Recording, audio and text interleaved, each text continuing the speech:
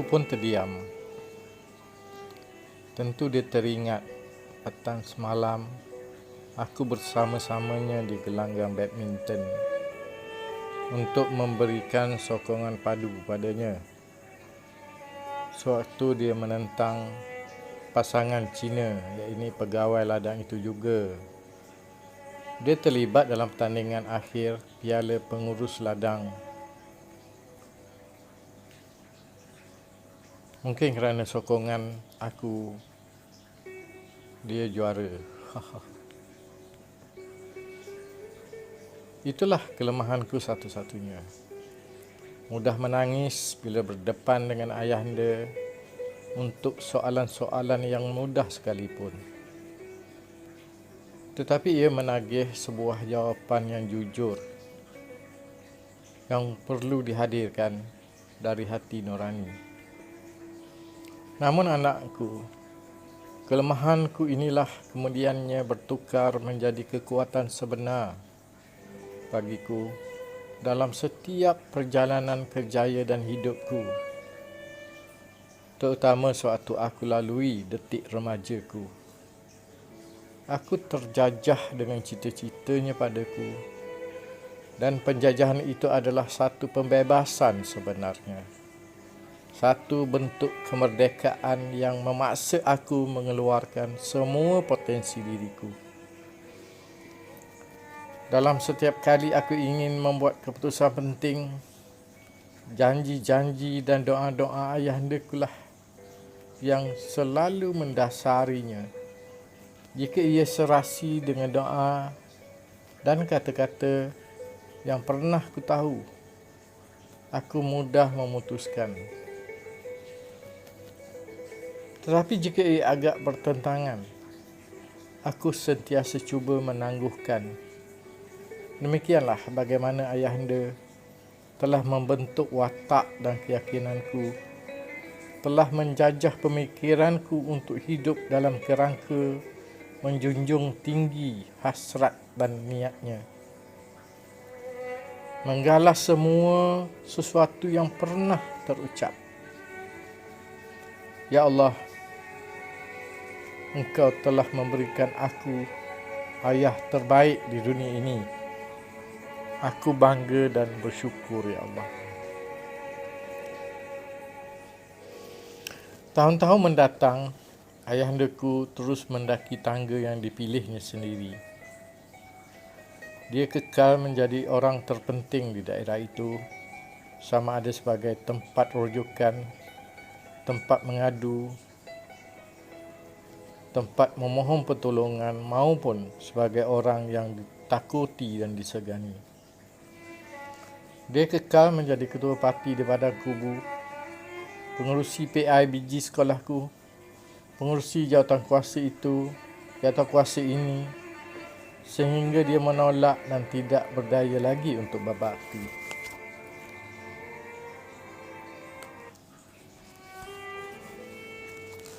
Di puncak kejayanya, dia hadir dengan prasangka kepada banyak pihak, terutamanya kepada majikannya sendiri. Majikan mungkin merasa terancam dengan kelantangannya sendiri. Ayahandaku lah juru latih tanpa tauliah yang tidak berhenti melahirkan watak-watak baru yang sedia membela nasib kaum pekerja di ladang itu.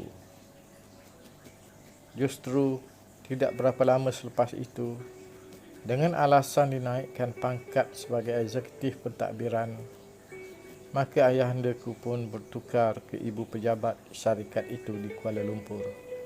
Akulah, kerana cuti sekolah yang panjang, yang menemaninya di Kuala Lumpur. Ayahanda menempah hotel yang kelupa namanya di Kuala Lumpur selama sebulan suntuk. Maka pada waktu pagi-pagi lagi, dia akan ke pejabatnya dengan teksi yang juga ditempah sebulan suntuk. Dan sebaik dia ke pejabat, aku yang ditinggalkan di bilik hotel itu terus menyambung tidurku sehingga sekitar 10 atau 11 pagi. Setiap kali mataku terbuka, aku terlihat wang RM5 di atas almari solek bilik hotel itu. Itulah duit belanjaku setiap hari, RM5 sehari. Sarapan RM1.50 dan tengah hari RM3.50. Untuk makan malam, ayahanda yang akan pulang sekitar jam 6 petang dan aku akan keluar makan bersama. Ayahanda akan uruskan wang makan malam kami tanpa kecuali.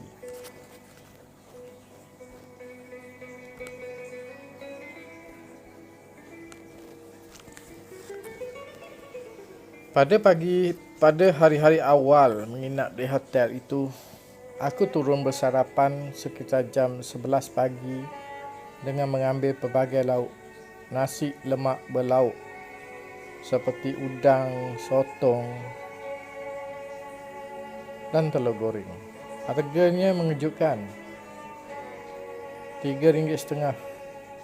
Bakinya cuma ada RM1.50 untuk makan tengah hari. Gagallah misiku untuk menyimpan 50 sen hari itu. Walau bagaimanapun, aku sembunyikan hal itu dari pengetahuan ayahanda kerana takut dimarahinya. Lalu apa yang ku buat ialah tidak makan tengah hari pada hari itu. Ini menjimatkan duit sebanyak RM1.50. Aku bernasib baik dengan tindakanku itu kerana pada waktu petang ayah bertanya kepadaku tentang jumlah baki yang tinggal. Kemudian ayah pun mengambil baki itu untuk dicampurkan dengan duitnya sendiri bagi membayar makan malam kami. Hari-hari berikutnya, aku terpaksa menahan sedikit lapar kerana aku disuruh ayah untuk membeli surat khabar dan aku sendiri juga berusaha menyimpan 20 sen tanpa ada tambahan bajet. Bagiku itulah sela waktu aku belajar mengurus wang dalam tanganku sendiri. Semasa di padang kubu, aku sememangnya menabung duit saku sekolah sebanyak 20 sen setiap hari dan di Kuala Lumpur juga aku tetap berasa perlu menabung. Pada hari-hari awal menemani ayahanda di Kuala Lumpur, niat menabung gagal sama sekali. Pada mulanya aku fikir RM5 itu begitu banyak.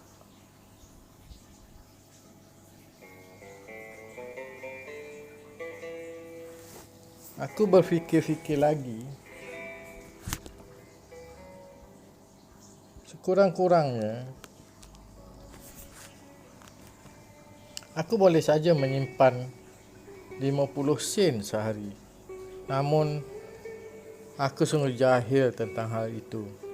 Selepas berhari-hari melakukan kesilapan yang sama, aku berjaya juga menyimpan mengikut perancangan awal seperti daripada kubu 50 sen sehari selama 2 minggu.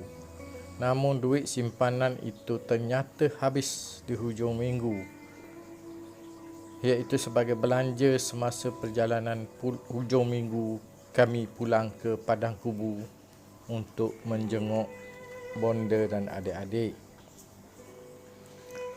Berapa bulan selepas itu, kami sekeluarga berpindah ke Kuala Lumpur, menyewa sebuah rumah di Bukit Si, Kampung Ceras Baru. Rumah 3 bilik itu terletak di kawasan perkampungan Melayu di tengah-tengah bandar Kuala Lumpur. Maka hiduplah kami beberapa bulan di sana, lebih banyak bergelut membantu bonda bercakap Kuala Lumpur, menukarkan lorat Terengganu ke lorat KL. Masalah terbesar kami sekeluarga ialah berbahasa dengan lorak Kuala Lumpur. Boleh dikatakan kesemua ahli keluarga tidak biasa berbahasa luar, cakap luar. Selain berbahasa dengan lorak Terengganu kita sahaja. Contohnya bila bonda hendak memasak pengat durian.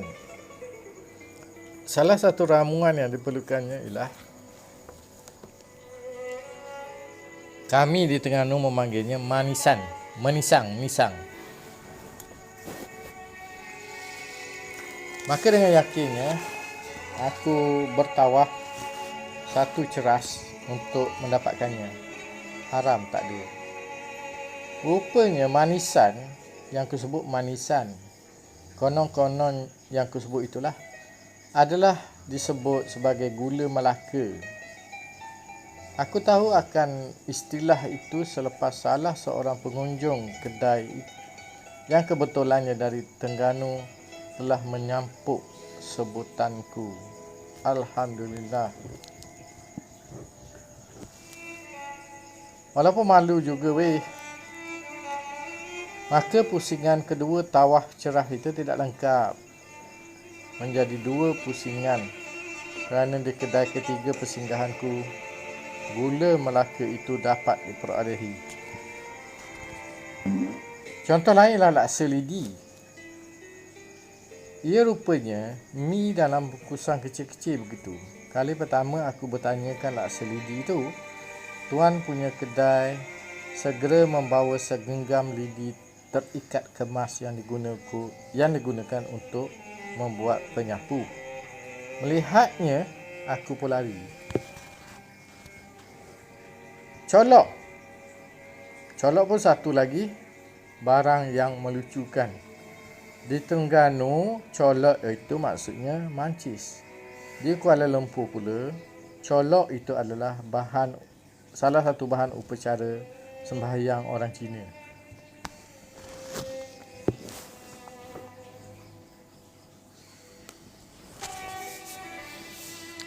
Tak lama kami di Kuala Lumpur, sekitar 4 bulan atau lebih sedikit, kami pun berpindah pulang ke Padang Kubu. Pengalaman hidup dan bergaul di Kuala Lumpur sedikit sebanyak mematangkan kami tentang cara orang Kuala Lumpur bergaul, berfikir dan bercakap. Pada saat itu, aku melihat ayahanda bukanlah orang yang tidak bertanggungjawab, terutamanya kepada keluarga sendiri.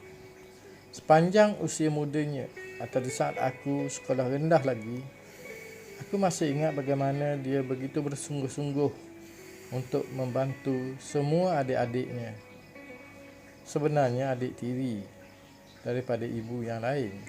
Bayar yuran sekolah mereka, bayaran yuran peperiksaan, pakaian, buku-buku dan keperluan lainnya. Bahkan dalam banyak ketikanya, aku terpaksa menyerahkan tabungan dari hasil simpanan belanja sekolah untuk turut menampung keperluan dapur kami. Disebabkan keperluan dapur menjadi pincang kerana ayahanda terpaksa menguruskan hal ehwal di kampung, bondaku memperuntukkan kemahiran tahap tingginya untuk memasak nasi goreng putih tanpa cili berminggu-minggu dengan macam-macam flavor. Itulah detik pertama aku berfikir tentang value added. Kuah. Nilai dan sifat pengorbanannya itu berterusan hingga dia tidak punya apa-apa lagi untuk dikorbankan. Dirinya selalulah yang terakhir difikirkan. Semuanya tentang orang lain. Staf sendiri, pekerja-pekerja di bawah jagaannya atau alih-alih parti yang dipimpinnya. Setiap satu daripada mereka yang hadir dan sudi mengadu nasib di rumah kami tentu tidak akan pulang dengan tangan kosong. Sama ada beras sekadar segenggam atau berapa ringgit dari koleksi keluarga. Yang pasti sumbangan tabunganku lah yang menjadi mangsa, kerana hanya tabungku lah yang sentiasa berisi. Lapis kedua ialah adik-adik, orang-orang kampung di samping ayahnya, ibunya, ahli keluarganya sendiri yang memang menjadi tanggungjawab hakikinya. Yang hakiki itu selalu paling akhir. Apa yang ku faham kini ialah kebersamaan kami dengannya untuk membantu apa yang sedang ayahanda depani. Jadi soal kami dan keperluan tidak timbul sama sekali. Dengan jiwa sedemikian mulia dan murni, ayahanda tampil menjadi pribadi seorang yang garang dan mudi. Dia hampir tidak takut kepada sesiapa pun. Dia pemberani, pendengus, dan pantang dicabar. Pernah satu ketika dalam kegembiraan dia membeli sebuah motosikal baru di Kuantan. Dia menghumbangkan motosikal itu di dalam gaung pada keesokan harinya. Yang ku tahu kerana motosikal itu tidak berjaya dihidupkan. Petang hari itu, ada 4 orang kawan baiknya memunggah motosikal itu dengan tali, naik semula ke tebing. Selepas disiasat, apa sebab motor itu tidak dapat dihidupkan? Rupanya hanya kerana tiada minyak dalam tangkinya. Dalam tenang, ayahanda pun berbisik kepadaku,